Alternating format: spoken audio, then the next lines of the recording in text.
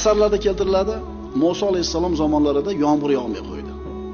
Shunda Alloh taolodan Musa alayhissalom duo qilib yomg'ir so'radi. Alloh taolodan javob bo'ldi: "Oranglarda bir gunohkor odam bor. Shu odam tufayli yomg'ir yog'mayapti." Shunda Musa alayhissalom qavmiga qarab, "Oramizda bir odam bor ekan, gunoh qilayotgan. Shu odam chiqib ketmasa yomg'ir yog'mas ekan. Shu odam chiqib ketsin" deb xitob qildi. Hech kim chiqib ketmadi. Hech kim qavmni tark qilmadi. Lekin bir qancha vaqt o'tgandan keyin yomg'ir yog'di. Shunda Alloh taologa Musa alayhissalom duo qildi: "Parvardigor, kim edi u senga osiylik qilayotgan kishi?" dedi. Alloh taolo aytdi: "Ey Musa, seni so'zingdan ajablanaman. U bandamni osiy bo'lib turgan paytda sharmanda qilmay yashirdim-u, endi tavba qilganida oshkor qilaymi?" dedi. Alloh taolo osiy bandasini ham modomiki o'zini sharmanda qilmayaptimi, nima qilyapti? Bor, shunaqa odamlar bor, urug'ingizda bor, mahallangizda bor, jo'rangizda bor, poylab yuradi. Shu bitta xato qilsa ko'tarib chiqib, mana shu odam yaxshi odam bo'lmaydi. Agar birodar siz ham kimnidir haqqini qachonlardir yeb qo'yib, zulman sizlar shu turli kasb egalari bilan gaplashinglarda muammolarni aytadi. Mansabingiz bilan qo'rqitdingiz. Quvvatingiz bilan qo'rqitdingiz. Agar shunaqa qilib kimnidir haqqini yeb bermasdan chiqib ketgan bo'lsangiz, ustalarni uydan chiqarib yuborayotganlarni ko'p eshitamiz. Usta zo'r qilgan ishdi. Endi pulni olishga kelganda mana qilsan, nagili bermay qo'yganlar bor ekan. O'sha o'zga yurtda ishlayotgan, bizdan borib ish prorablik qilayotgan odam 3-4 ta bolalarni olib kelgan, ishlatgan. Katta ob'yomdagi ishni olgan, endi qilgandan keyin bolalarga to'laydigan pul katta bo'lib ketgan. Bermagan, uni bahona qilib. Qarg'ab kelishgan, uying kuysin deb. Uy kuyib ketdi. Uy kuyib ketdi. Shu bilan qutulgan bo'lsa, ularning haqqidan oson qutulibdi. Chunki tikkalab olish mumkin uyda. Agar oxiratga qolib qolgan bo'lsa-chi?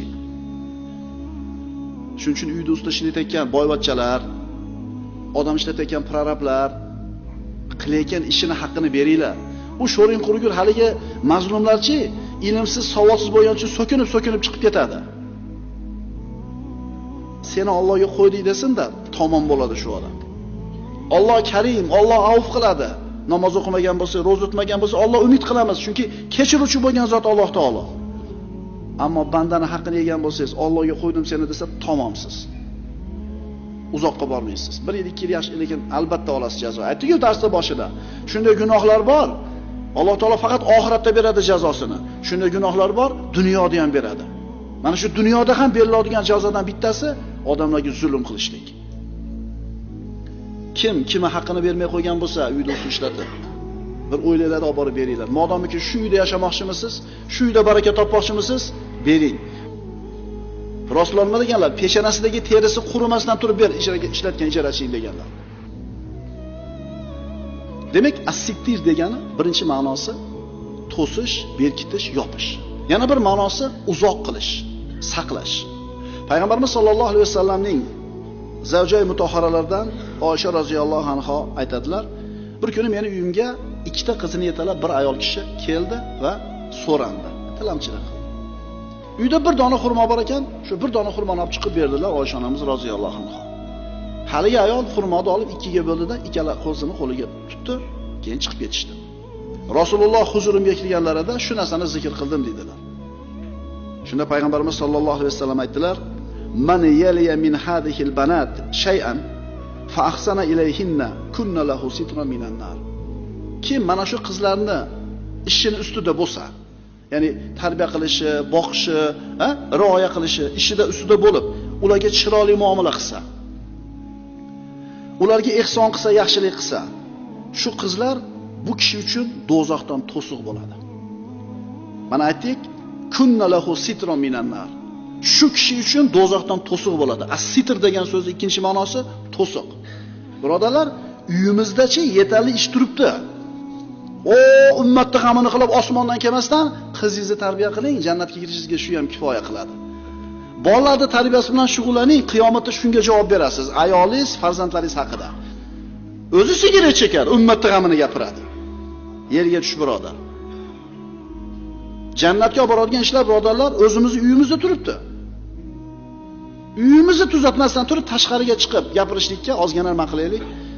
Insof qilaylik, uyataylik. Chunki mana shu amalni o'zi bittamida, ikkitamida, uchtamida qiz bolani tarbiya qilib, oppoq yuvib tarab, tarbiyalab, iymon, e'tiqodda, taqvoda, hayoda tarbiyalab, balog'atga yetganda o'ziga munosib bo'lgan dindor, iymonli, taqvoli kishini topib nikohlab uzatar ekan, shu qilgan ishi, ishoninglar birodarlar, jannatga kirishligiga kifoya amal bo'lishi mumkin. Buni va'dasini bizga Rasululloh sollallohu alayhi vasallam beryaptilar. Qaranglar-da, uyimizda turibdi, uyimizda turibdi. As-satr ma'nosiga munosib bir qissa. Payg'ambarimiz sollallohu alayhi vasallam aytadilar, bu hadis Abu Hurayra roziyallohu anhu rivoyat qiladi uni. Imom Ahmad musnadlarida, Buxoriyda, Termiziyda keltirilgan. Man ra'ani fil manam fasayarani fil yaqzati va la yatamassalu ash-shaytonu bi. Kim meni tushida ko'rsa, uyg'oqligida ham albatta ko'radi. Chunki shayton meni suratimga kira olmaydi dedilar. Kim tushida payg'ambarimizni ko'rsa, rostdan payg'ambarimizni ko'ribdi. Chunki shayton payg'ambarimizning suratida kira olmaydi tushimizga. Endi kim tushida ko'rgan bo'lsa, uyg'oqligida ham ko'radi inshaalloh. 20-asrda, mana o'tgan asrda sodir bo'lgan voqea qissa. Damashq xatiblaridan biri tushida Rasululloh sollallohu alayhi vasallamni ko'rdi. Rasululloh unga falonchi qo'shningga borib ayt, u jannatda mening hamrohim bo'ladi dedilar. Qanaqa bashorat, qanaqa xush xabar haligi kishi uchun. Haligi xatib uyg'ondida tushidan qattiq ta'sirlandi va Rasululloh aytgan haligi qo'shnisining uyiga bordi. Borib eshigini qoqdi. Haligi odam chiqdi, salom alaykum bo'ldi. Xullas, xatib aytdiki, menda Rasululloh sollallohu alayhi vasallamdan sizga bitta bashorat bor. Uni aytmayman. Bir amalingiz borki, shu tufayli shu bashorat aytildi. Shu amalingizni aytmasangiz, Alloh uchun qilgan bir amalingiz bor, shuni aytmasangiz, bu bashoratni aytmayman dedi. Haligi qo'shni unamadi aytishlikka. Ammo Rasulullohdan bashorat deb turibdi. Xatib ham qistab turib oldi, xullas aytadigan bo'ldi. Uylangandim dedi. Bir ayolga sovchi qo'yib uylandim. Menga turmushga chiqqanida 5 oylik xonada homilasi bor edi ekan dedi. Ya'ni benikoh bo'lgan homila. Mana endi shu yerda haydab chiqarib olsa, sharmanda qilsa haqqi bor. Lekin bu ayolni oyog'i toyilib, haqdan toyilgan ekan, meni qo'limda tavba qilishligini xohladim, yashirdim dedi. Aybini berib ketdim. Tug'adigan payti kelganida endi 4 oydan keyin tug'di. Turmushga chiqqaniga 4 oy bo'lib turib tug'ib qo'yapti. Doyani uyga olib keldim, tunda tug'di. Tong yotganda haligi bolani qo'limga oldimda jami masjidiga bomdod namoziga kech qolibroq chiqdim. Hamma namozga turgan, imom quloq qoqqan, hamma kirib bo'lgan, sekin eshik tagiga qo'ydi bolani, kirib imomga ergashdi. Namozni o'qib bo'ldi, tashqariga chiqsa odamlar to'planib turibdi. Nima gap? Ha, birov bolani qo'yib ketdi. Shunda keldida haligi odam, menga beringlar shu bolani, men boqib olaman shuni dedi. Berishdi, onasiga olib borib berdi. Bir mo'min ayolni xatosini, kamchiligini, oyog'i toyilib ketganligini yashirib qo'ydi. Rasululloh sollallohu alayhi vasallamdan qanday bashorat keldi? Jannatda mening hamrohim bo'ladi. Ehtimol bitta shu ishingiz biror marta men ham bir odamni qilgan shu xato, kamchiligini, gunohini yashirib qo'yganmanmi deb so'rab ko'raylik. Agar ha degan javob bo'lsa, muborak bo'lsin.